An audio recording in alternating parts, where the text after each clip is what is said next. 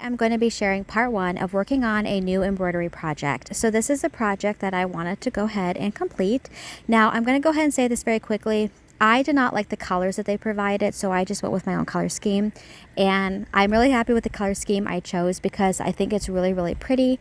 Obviously, you're going to see me finish this project in another video here because with each embroidery project, I tend to do like part one, part two, part three. So yeah, anyway, now there is another embroidery project that I have that is a very small one. It's like a mini one, which I don't know, that might be a part one or just finishing the whole thing in one video.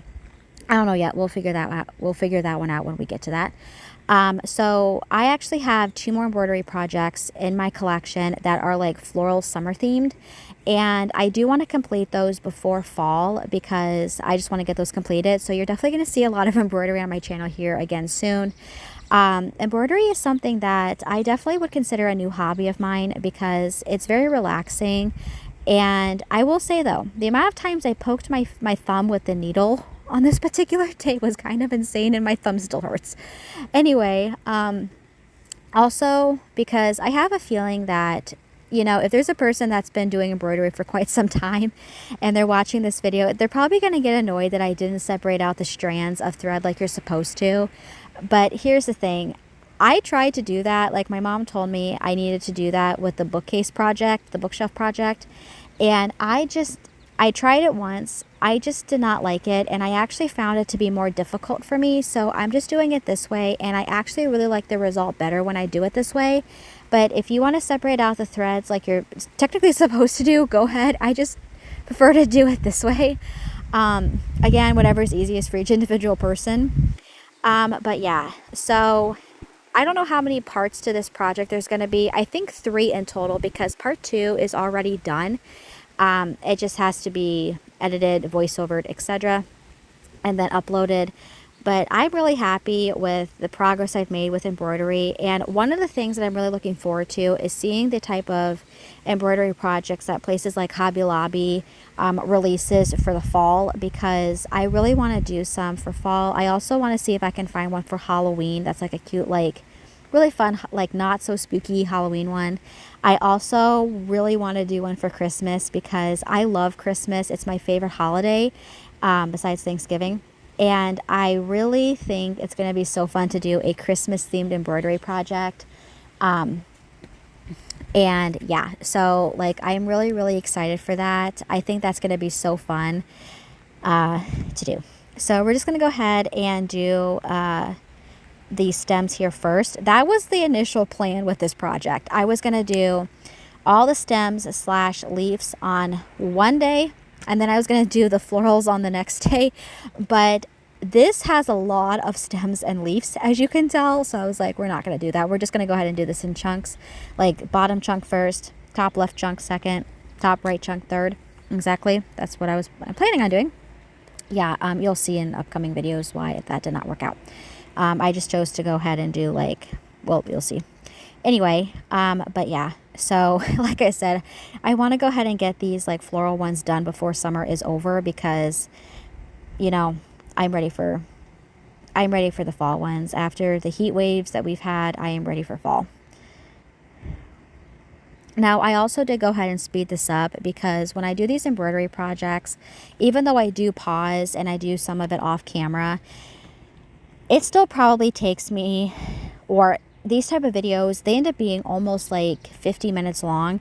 So I do end up editing out quite a bit because I don't want to talk for almost an hour with each one of these projects. And the reason why I don't is because I do a lot of voiceovers for my Nailer YouTube channel.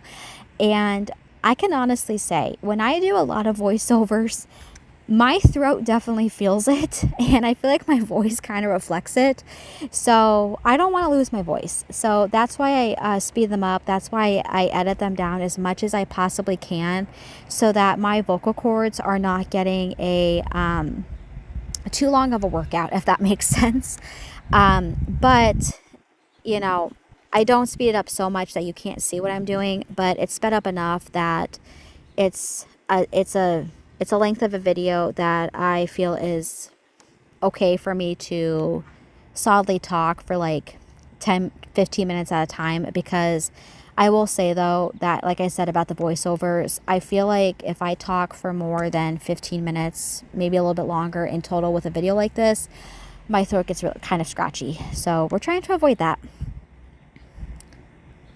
And also, the background to this video is a different setup, because normally I do this with just like a blanket over my lap, and I put the tripod over me like that, so that you just see the embroidery project and the blanket.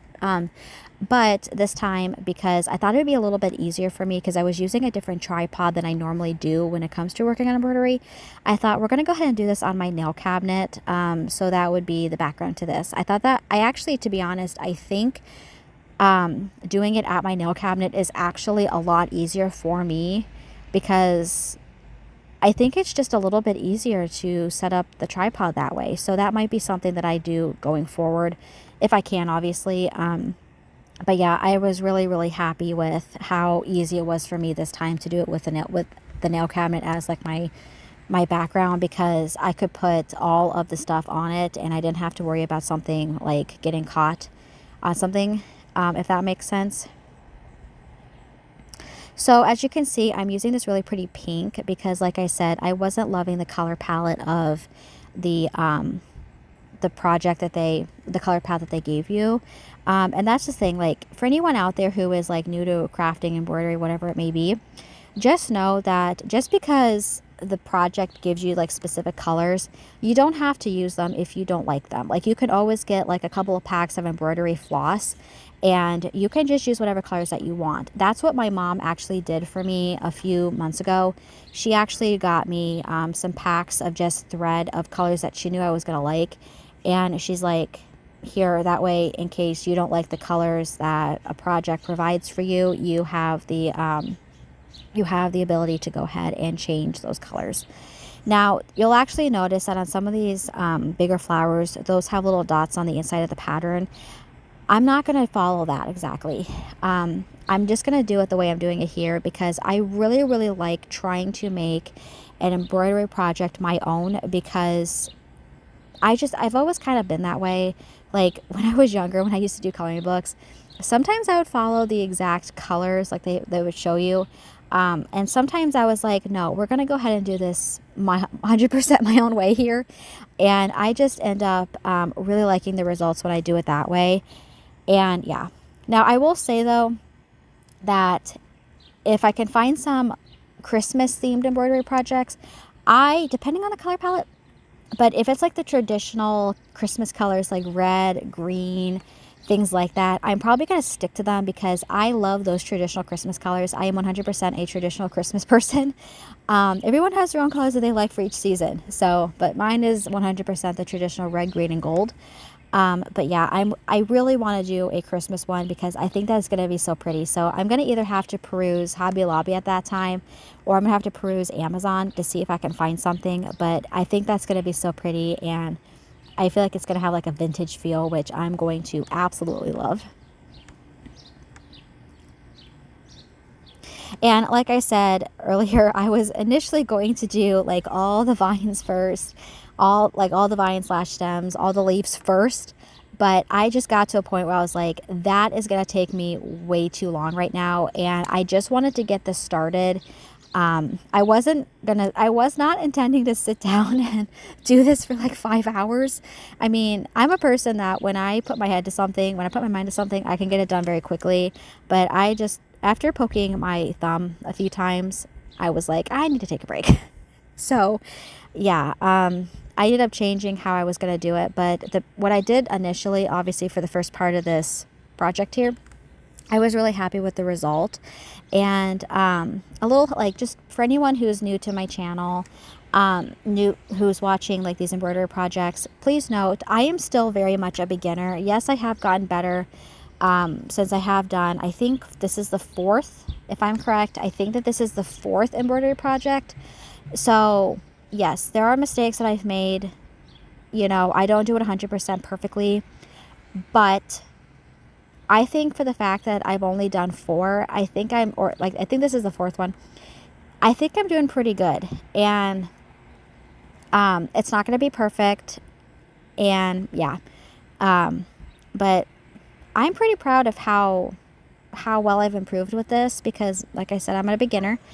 So I'm really, really proud of how I've improved slowly. And obviously, like, you know, practice makes perfect. The more time you spend doing something, the more you'll get better at it.